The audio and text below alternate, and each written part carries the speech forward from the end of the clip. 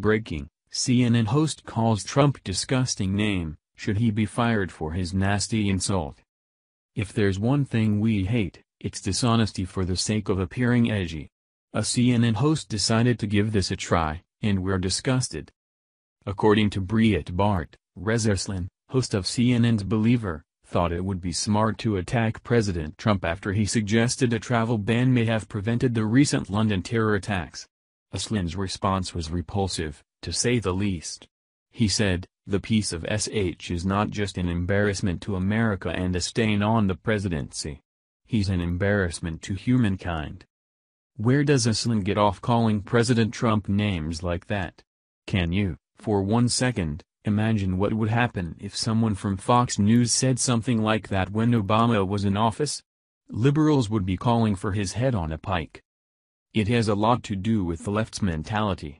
For some unknown reason, they believe their opinion is more valid than anyone else's.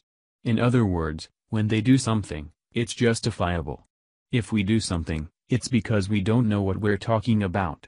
Amazing how that works, isn't it? Well, Aslan can keep trying, but he'll never stop us from voicing our opinions or reporting the facts. He must still be torn up inside over the results of the election. The terror attacks in London were awful. A group of people decided to partake in acts that can only be described as evil. We heard reports of people hitting pedestrians with cars, of stabbings, and of shootings.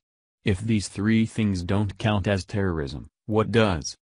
Let's not forget, there was just a suicide bombing in Manchester last week. Is it so crazy to suggest that this was also a terrorist attack? The world needs to stand up against these liberal bullies.